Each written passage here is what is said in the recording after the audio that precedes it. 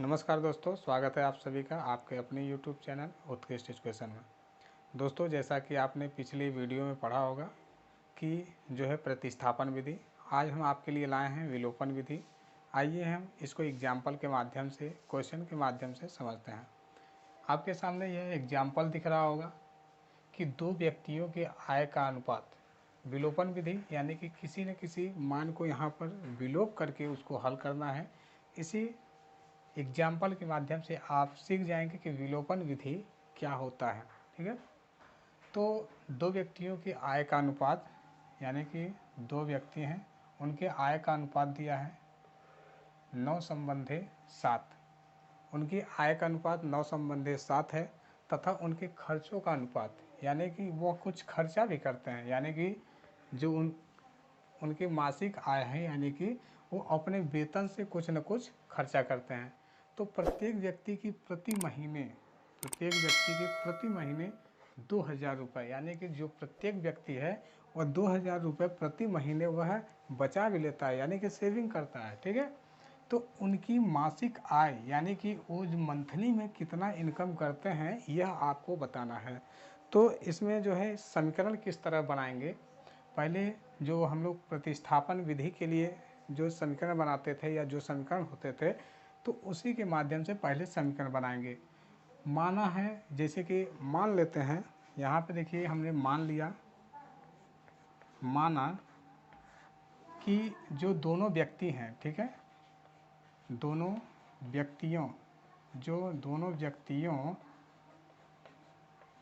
व्यक्तियों के आय का जो है अनुपात है, ठीक है, व्यक्तियों के आय का अनुपात, आय, ठीक है, मान लीजिए अनुपात नहीं, अभी आय जो है पहले व्यक्ति की आय जो है 9x और दूसरे व्यक्ति की आय जो है 7y, कितना है 7x, ठीक है, 7x मानते हैं। और उसके बाद उनके खर्चों का अनुपात यानी कि दोनों व्यक्तियों के आय जो हो गया, और उसके बाद यहाँ पे खर्चों का अनुपात यानी खर्चों की बात करें तो खर्चा जो है 4y और उसके बाद ये 3y। ये देखिए, अब यहाँ पर आपको समझ में आ रहा होगा कि पहला व्यक्ति की आय जो है 9x है और दूसरे व्यक्ति की आय जो है 7x है, जबकि उनके खर्चों का अगर बात करें तो खर्चे जो है 4y और 3y उनके खर्चे हैं। ठीक है, तो यहाँ पर अगर देखें तो यह समीकरण एक तरह से बनेगा कि 2000 रुपये प्रति माह वह बचा भी लेते हैं, मंथली ये 2000 रुपये बचा भी लेते हैं। मतलब अगर पहले व्यक्ति की बात करें तो पहला व्यक्ति क्या होगा, को 9x कमा रहा है, ठीक है, 9x उसकी इनकम है, ठीक, और उसमें से वो खर्चा कितना कर रहा है 4y, यानी कि 4y खर्चा कर रहा है और कितना बचा रहा है 2000 रुपये, ये 2000 रुपये बचा रहा है। ये हमारा इक्वेशन 1 हो गया। और उसके बाद दूसरा की बात करें, दूसरे व्यक्ति 7x इनकम है, 3y वह खर्चा कर रहा है, 2000 ये भी बचा रहा है। ठीक, अब देखिए आपके सामने यह दो इक्वेशन है, पहला और दूसरा। अब इसको इस तरह से मैनेज करना है कि दोनों में कोई एक जो है विलोप हो जाए, यानी कि उसमें विलोपन में क्या है कि एक चर रैखिक समीकरण में वह हो जाए। यह आपको दो चर रैखिक समीकरण है, वो एक चर रैखिक समीकरण में कन्वर्ट हो जाए, यानी कि अगर बात करें 9x - 4y बराबर 2000 और 7x - 3y बराबर 2000, जैसा कि यह दो समीकरण बन गया है। ठीक है, तो आइए अब इसको सबसे पहले इसको किसी एक को ऐसा बैलेंस करें कि वो ताकि विलोपन हो जाए, यानी कि इसका जो है y या x की वैल्यू जो है एक ठो ख़त्म हो जाए या विलोपन हो जाए। ठीक है, तो सबसे पहले हम बात करते हैं, तो इसको हम आइए बराबर करते हैं। अगर इसको बराबर करना है तो क्या करेंगे, 3 को 4 में गुणा कर दीजिए, 4 को 3 में, यानी कि इस समीकरण में हम 3 से गुणा कर दें और इस समीकरण में 4 से गुणा कर दें, यानी कि 4 × 3 = 12, 3 × 4 = 12, दोनों बराबर हो जाएंगे। तो पहला समीकरण हो जाएगा। देखिए 3 जो गुणा कर रहे हैं ये पूरे में गुणा होगा, यहाँ से लेके यहाँ तक जितना समीकरण है दोनों पक्षों में होगा, और इसका जो है 4 का मल्टीप्लाई यहाँ दोनों पक्षों में होगा। ठीक है, तो यह समीकरण आपका नया बन जाएगा 9 त्रिक 27, 27x माइनस 4 3 12 y बराबर, अब ये 3 दूनी 6000। ठीक, अब इसका जब मल्टीप्लाई करेंगे तो 7 चौक 28 x माइनस 12y बराबर 4 दूनी 8। अब इन दोनों इक्वेशन को आप घटा दीजिए। घटाने पे आप देखेंगे तो यहाँ चिन्ह बदलेगा, यहाँ माइनस होगा और यहाँ पर माइनस होगा, तो ये कट जाएगा और ये आपका यक्स यानी कि 27 में से 28 घटेगा तो माइनस में यक्स आएगा, मगर यहाँ पर माइनस में 2000 आएगा, तो माइनस माइनस कट के यक्स बराबर 2000।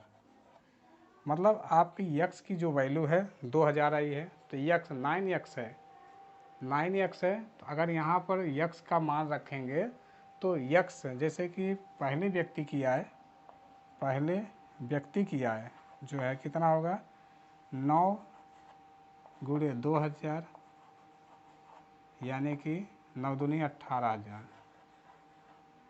पहले व्यक्ति की आय कितना होगा 18000, और दूसरे व्यक्ति की आय यानी कि 7 दूनी 14 यानी कि 7 गुणे 2, 7 दूनी 14,000। ठीक है, अब देखिए ये तो दोनों व्यक्तियों की आय आ गई। अब दोनों व्यक्तियों के खर्चों का अनुपात निकालना है, तो यहाँ से यक्स की वैल्यू जो निकली है किसी भी इक्वेशन आप रख सकते हैं। विलोपन विधि में क्या है कि आप जब y की या यक्स की वैल्यू निकाल लिए हैं तो आप किसी भी इक्वेशन में वैल्यू रख कर आप चेक कर सकते हैं। मान लीजिए हम पहले ही इक्वेशन में रख देते हैं यक्स का मान समीकरण 1 में रखने पर, किसमें समीकरण 1 में रख देते हैं, तो यक्स का मान 2000 है यानी कि 9 दूनी 18000 माइनस यहाँ पे 4y बराबर 2000। ठीक है, अब देखिए ये 18000 है, ये 2000, ये 4y इस साइड ले जाइए, 2000 को इस साइड लाइए, तो कितना होगा, अगर 18000 में 2000 घटाएंगे तो 16000 यानी कि 4y बराबर आपका आएगा 16000, तो y बराबर कितना आएगा 4000, यानी कि x की वैल्यू 2000 और y की वैल्यू 4000। ठीक है, अगर यहाँ पे बात करें तो इनके खर्चों का अनुपात यानी कि पहले व्यक्ति की खर्च बताएं तो 4 गुणते 4000 यानी कि 16000 पहले व्यक्ति की खर्च है, 16000 खर्चा किया है यानी कि 18000 मंथली वह इनकम है उसकी, और 16000 खर्चा कर रहा है तो 2000 बचा रहा है, मतलब ये सही है। और दूसरे व्यक्ति की बात करें सेकेंड आदमी का, तो इनका 3 है यानी कि 3y का मान 4000 है। ठीक, 4000 4 3 12000 यानी कि सेकेंड व्यक्ति की जो है खर्च जो है दूसरे व्यक्ति की 12000 है। 12000 यानी कि इनकम की बात करें तो इनकम आपका यह है जो है उनका कितना आ रहा है 14000। 14000 में 12000 खर्चा कर रहे हैं, तो आप बताइए कि 14 में से जब 12000 खर्चा कर रहे हैं तो 2000 बच रहा है, यानी कि ये भी सही है।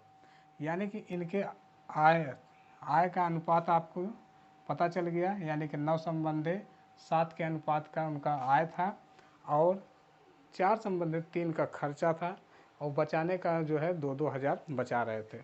तो यही उनकी जो है क्वेश्चन है, यही सॉल्व आंसर है। अगर दोनों व्यक्ति की आय की बात करें तो ये मासिक आय है। ठीक, पहले व्यक्ति 18000, दूसरा व्यक्ति 14000, जबकि खर्चों का अनुपात की बात करें तो खर्चा जो है एक व्यक्ति जो है 16000 खर्चा कर रहा है, दूसरा व्यक्ति 12000 खर्चा कर रहा है। तो यह विलोपन विधि से, यानी कि विलोपन विधि में क्या है, किसी एक को यानी किसी एक चर को लेकर उसको वहाँ से विलोप करना है। यानी कि आप देखेंगे आप तो यहाँ पे सिर्फ ही यक्स का चर बच रहा है, यानी कि यक्स की वैल्यू बच रही है, वाई वाला पद यहाँ से गायब हो जा रहा है। ठीक है, तो यही वाला विलोपन विधि के अंतर्गत ऐसे ही सवाल पूछे जाते हैं। इसी के आधार पे और सारे सवाल आप लगा सकते हैं। अगर जो नहीं आता है आप बताएंगे कमेंट बॉक्स में, तो हम उसको सॉल्व करा देंगे। आज के लिए इतना ही, धन्यवाद।